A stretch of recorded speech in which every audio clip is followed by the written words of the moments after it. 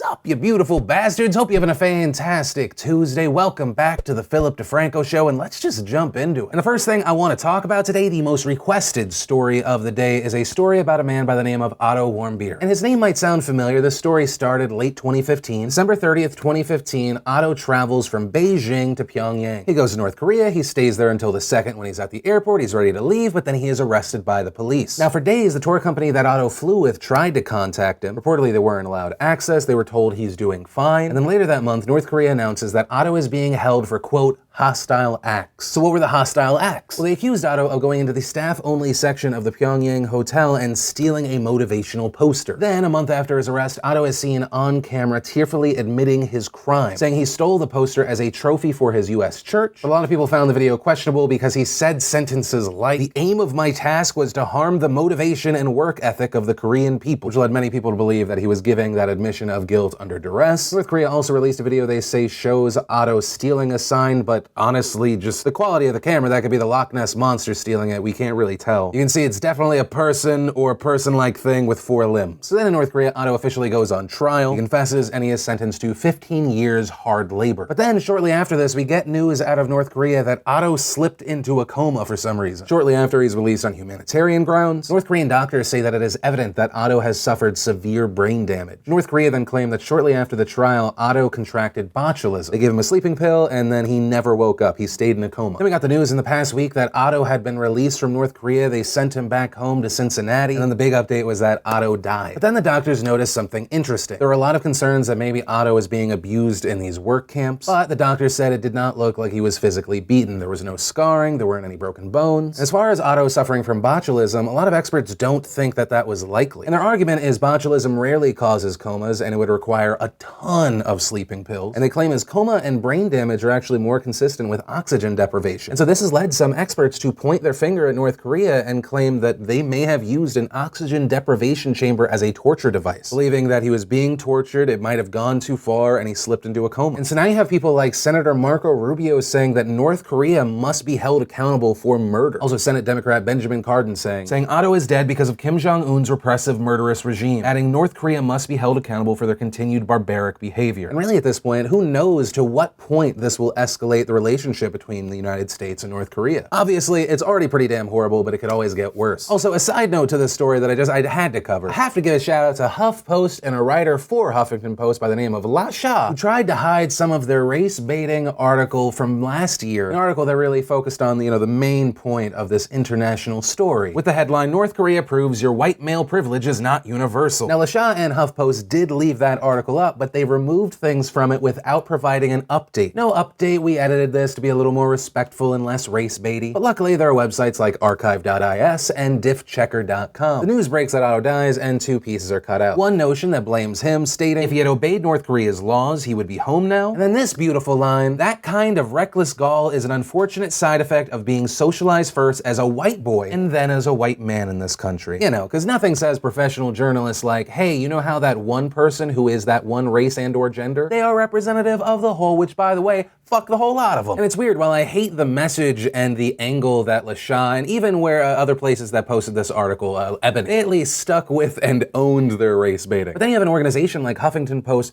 going back and removing just the big highlighted text. And they just let it exist in a smaller way and in just smaller words. But you do so in a way where you just hide it and don't acknowledge the changes. This is just another example of why people are trusting established outlets less and less. But today I will try to do the opposite of Lasha. I do not want to label all mainstream media because of this article and this group. I shine a light on this part to show those that are new to the industry and those that are established, this is the kind of shit you don't do. Just a purely garbage race-baiting move. And I say this as someone that shouts, don't visit North Korea. It is a hostile country. It is very possible you will be used as a pawn in an international situation. That's why I hated when there were YouTubers in the past that visited the country trying to normalize such an oppressive regime. But nothing excuses the horrible human rights violations we see out of that country. I think to make anyone else but North Korea the bad guy in this situation does a huge disservice. But I'll pass the question off to you. What are your thoughts here? You have sympathy, you don't, maybe a little. What are your thoughts on LaShaw and HuffPost trying to sneak in these changes? I'd love to know your thoughts on this whole thing. But from that, I want to share some stuff I love today and awesome. And the first bit of awesome is kind of self-promo awesome slash an update for anyone at DeFrancoElite.com that does not have their notifications turned on. 4 p.m. Pacific Standard Time, 2 hours after I normally post this video, we are going to be having a DeFranco Elite live stream. It's a Q&A. It's one of the at least 3 live streams I do every month. And if you're unable to watch it live, I'll leave a recording of it up there for you as well. Also, side note, thank you to all of you that support the show that way as well. Then in a move I hope to see a lot more, and maybe not just for children in the future, Netflix has now launched new interactive shows. Essentially choose your own adventure videos, but on Netflix. One launched today, it is called Puss in Book, and get your mind out of the gutter, it's the kids show. And I have to say, as a kid that would always go to the library and avoid the required reading and then would read the choose your own adventure books, I'm so pumped for this. Not just because it'll be fun for my son and I to be able to interact in that way and experience a TV show in a different way. In case you couldn't tell from my show, I love any way a show can interact with the person watching it. Then I had to share a video just of something I didn't know existed. I know there were a whole series about robots fighting, but I had never seen robot sumo wrestling before. This is the future, people, having robots fight to the death for our amusement. Like, I'm someone that every now and then embraces the caveman in my brain. I love watching people fight. I love me some UFC, but imagine instead of getting Conor McGregor, you get Conor McGregor who can fly and shoot rocket fists at your face. Or Rocket League, or Twisted Metal, but in real life. Granted, those aspirations are a lot different than this video. A man can dream. And the final bit of awesome I want to share was video when I saw the thumbnail, I was like, this is gonna be stupid. It's called Polishing a Rusty Knife from a channel called Jun's Kitchen. And I watched the video and I was completely wrong. It was just a nice, beautiful video. I've never been such a big fan of a channel that when I finished watching their videos, I was like, oh, that was pleasant. After today's video, if you're in a down mood, just go there and see what I'm talking about. And if you want to see the full versions of everything I just shared, the secret link of the day, anything at all, links as always are in the description down below. Then, because I promised I would give you guys an update the moment we got one around the Bachelor in Paradise rape slash sexual misconduct story. If you don't remember production of a reality show called Bachelor in Paradise, that was shut down. This because there were allegations that one of the cast members, Demario, while they were filming the show, had sex with another cast member by the name of Corinne when she was too drunk to consent. This created a huge he said, she said. There were stories that her body was limp. There were other claims that Corinne was actually the aggressor, that she was lucid, that she was there mentally for the whole thing, that it was consensual, but it was a lot of unnamed sources saying things. And so where we last left off, I said, it ultimately is going to come down to the investigation. They were shooting the show. They have video evidence. They are scrubbing through everything. They're obviously going to include outside sources. And today we got the answer. And Warner Bros., the company that produces the show for ABC, issued a statement saying, safety, security, and well-being of the cast and crew is our #1 concern. And we suspended filming so that the allegations could be investigated immediately and thoroughly. Our internal investigation, conducted with the assistance of an outside law firm, has now been completed. Out of respect for the privacy interests of those involved, we do not intend to release the videotape of the incident. We can say, however, that the tape does not support any charge of misconduct by a cast member, nor does the tape show, contrary to many press reports, that the safety of any cast member was ever in jeopardy. Production of this season of Bachelor in Paradise will be resuming, and we plan to implement certain changes to the show's policies and procedures to enhance and further ensure the safety and security of all participants. Now, as far as if the 2 cast members are going to be back on the show, we have no idea. Also, we don't know what the full fallout of the situation is. You have Demario, who is essentially accused of rape. His name was dragged through the mud, and now you're also seeing a huge surge of hate towards Corinne, although some of the people defending her are saying that she never personally made a claim. There were a lot of reports, there were things filed by producers, but if we look back to Corinne's public statement, it seems vague, almost purposefully. She says, I am a victim, but says, I have little memory of that night. Something bad obviously took place, which I understand is why production on the show has been suspended, and a producer on the show has filed a complaint against the production. As a woman, this is my worst nightmare. As I pursue the details and facts surrounding that night and immediate days after, I've retained a group of professionals to obtain justice and seek therapy to begin dealing with physical and emotional trauma stemming from that evening. So there's people saying, well, obviously she's pretty vague here. She's claiming something happened, doesn't know what. She's understanding the accusation someone else made on her behalf. But of course, you have other people saying, well, if the investigation said that nothing happened, there was no misconduct, isn't it probably a lie that she had, quote, little memory of that night? That the investigation finding no misconduct leads more people to believe the narrative, which was she didn't want her boyfriend to find out that she was making out with a bunch of of guys. That she was doing stuff with a bunch of guys. There were also people saying that it might hurt her chances at a spin-off. Also, a big part of the conversation and a question is production's role in this. Warner Bros. Says that no one was in danger, there was no misconduct, but also said that they're going to change what they do, which has a lot of people wondering if everything was on the up and up, nothing bad happened, why do you need to change the policies? Although the argument against that is, even if everything was safe, if you put in redundancies, you potentially safeguard yourself from situations like this in the future where you have to shut down productions. I can't even imagine how much money was wasted in all of this. But that's where we are now. I found it important for us to cover this story because when rape claims are just out there in the world, it's incredibly damaging. But the other unfortunate outcome of this is because this story got so big, it potentially hurts other victims' claims in the future. And then let's talk about our douchebag of the day with a story coming out of Ontario, Canada. The story involves captured footage that is now blown up. It features a woman who has brought her son to the clinic because he says he's suffering from chest pains. This woman, who hasn't been identified yet, her image in the video that we're going to show is blurred, mainly out of respect for the child. But here's the video. The woman wants a very specific type of doctor. Please see a white doctor. It's only available after 4 if you're not. So you're saying in the whole entire building there isn't one white doctor?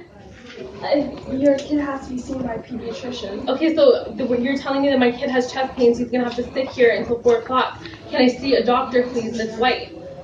That doesn't have brown teeth. She repeats this for like 2 minutes straight. Without brown teeth that speak English? That was not white. That did not help my kid. I would like to see a white doctor. You're telling me there's not one white doctor in this whole entire building. What type of horrible country do I live in? So I want to see somebody else that doesn't have brown teeth that speaks English then. My kid is part not white, so can we get somebody to see him? That I'm not going there with all those packy doctors. I don't have money to go to Georgetown. And then they reach a point in the video where people around her start criticizing her, calling her out on what she's saying. And at that point, the woman somehow makes herself the victim in the situation. You are extremely rude and racist. You want to talk about packy people being at a hospital? Maybe you should check yourself. There was white in this country. I should just shoot myself. Why are you yelling at me? This is what happens when you are yelling at everyone. You're attacking me. And I just finished watching that video and it makes me so sad for that kid. Kid's sick, mom goes on this racist rant. Because here's the thing, if the woman had simply said, I want a doctor who speaks English, that is completely understandable. But that is not what she said. She said, I want a white doctor. She's ranting about brown teeth. Without brown teeth that speak English? Once again, I can understand the language barrier issue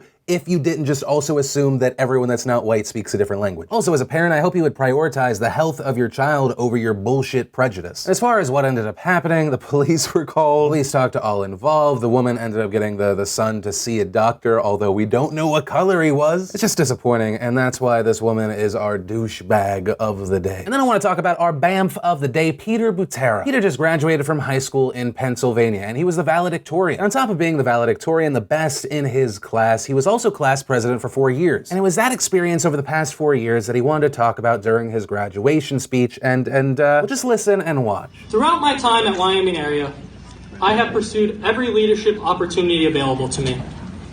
In addition to being a member of student council since I was a freshman, my classmates have also elected me class president the past 4 years, which has been my greatest honor, and I would like to thank you all for that one final time. It really means a lot.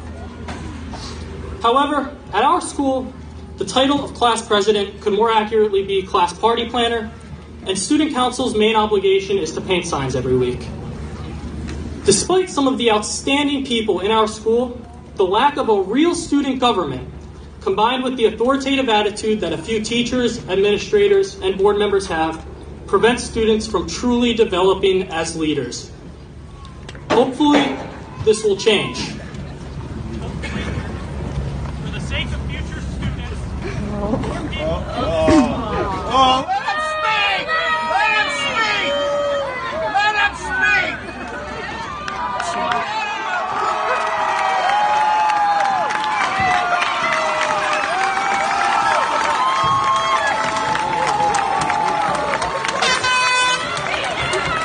I'm so proud. He accused them of not letting people in his position have power, of being authoritative, and the response was to cut his microphone off. To stop him making his point, you proved his point. You control us, you give us the illusion of power, but you control the whole thing and don't let us become what we can. Now, the superintendent said the microphone was cut off because he went off script, saying he had a speech that was vetted, but then he changed it while he was up there. And to that, I still say, Peter, you are our BAMF of the day, you badass motherfucker. I cannot get across how happy it makes me to see a young young person speaking truth to power. You're not shouting, you're not inciting a mob, you're not being ridiculous, you have a fully structured thought. This is so different from what we saw in instances like the Evergreen College situation where people were just shouting instead of conveying a good point, screaming and raging rather than trying to engage in a dialogue. And by the administration that you were criticizing removing your voice, taking away your microphone, what they did was they gave you an even louder one. I just want to say I appreciate you and I appreciate people in the world that have your mindset. And that's actually where I'm going to end today's show. And remember, if you liked this video, you like what I try and do on this channel, hit that like button. If you're new here, hit that subscribe button. Also, if you missed yesterday's Philip DeFranco show, you want to catch up, you want to watch it, click or tap right there. If you want to see the newest behind the scenes vlog, click or tap right there. But that's it, of course, as always, my name's Philip DeFranco. You've just been filled in. I love yo faces, and I'll see you tomorrow.